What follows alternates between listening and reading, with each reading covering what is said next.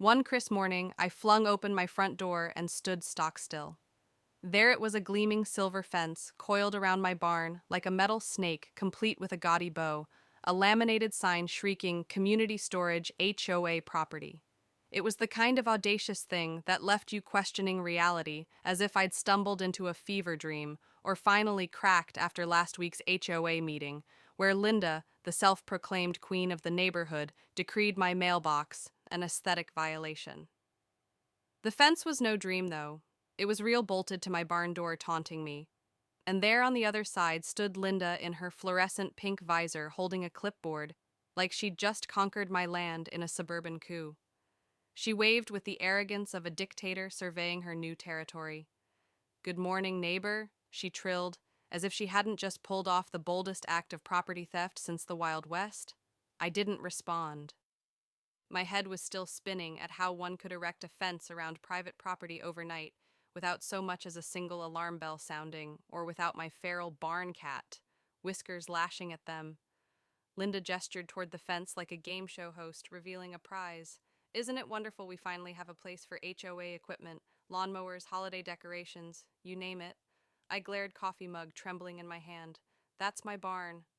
I spoken bluntly. She blinked, unruffled. "Not anymore."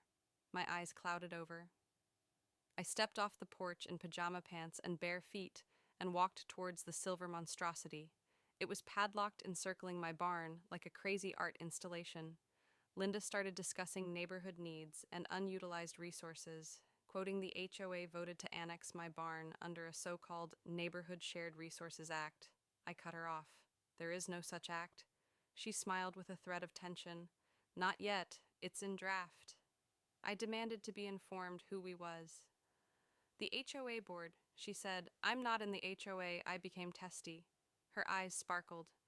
"Just precisely why we do need regulation of houses like yours. You're a menace."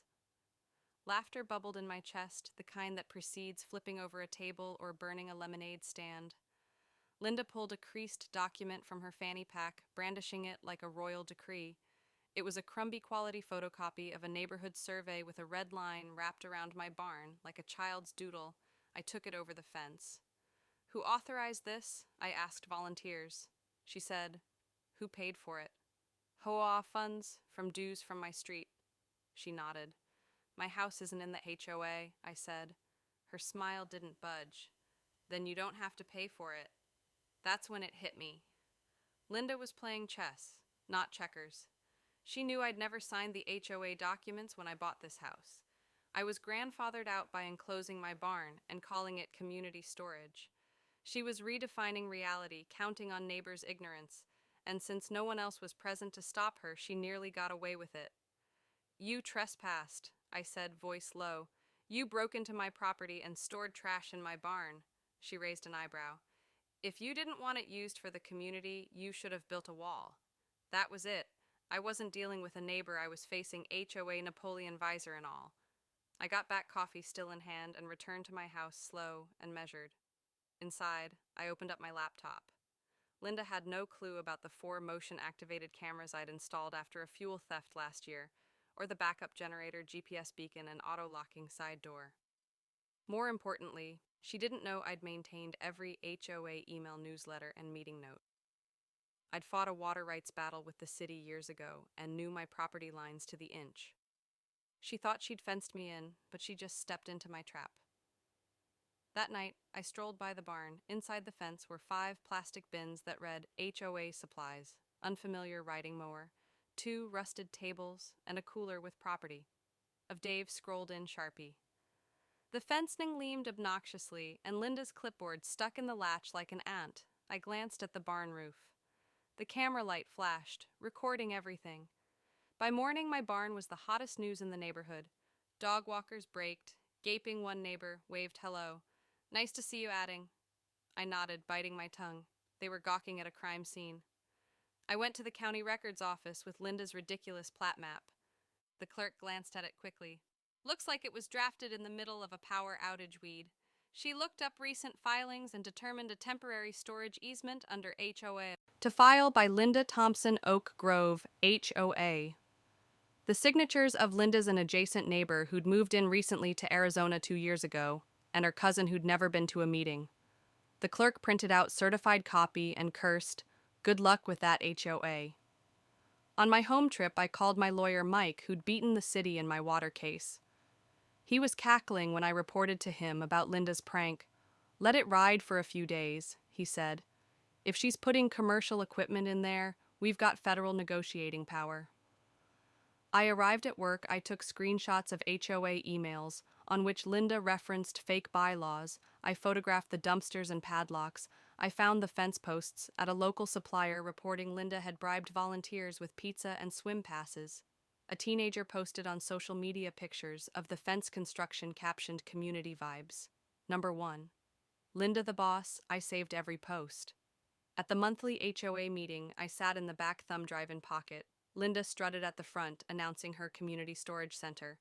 A few clapped. I raised my hand. She hesitated but couldn't say no. I plugged in my drive and projected a slideshow, "The Truth About the Fence." First, a high-res camera shot of Linda cutting my lock, then her wheeling in bins. The plat map of the forge came next, followed by the illegal signatures. Gasps were heard through the room. Linda stuttered, claiming that the tape had been doctored. I played a night vision shot of her whispering, "It's okay if nobody looks too hard." A neighbor snarled, "This is fishy." I sealed it with a county letter declaring the easement to be null and void. Then I asked, "Who here voted for this?" Silence. Linda's face bled color. I stepped back. "Thanks for letting me straighten things out." Chaos erupted as I left.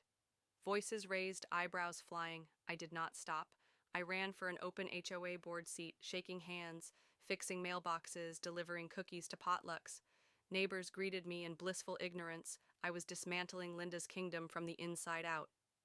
At my first board meeting, I found a bylaw that required unanimous consent for property changes. Linda had neither my approval nor a unanimous board vote.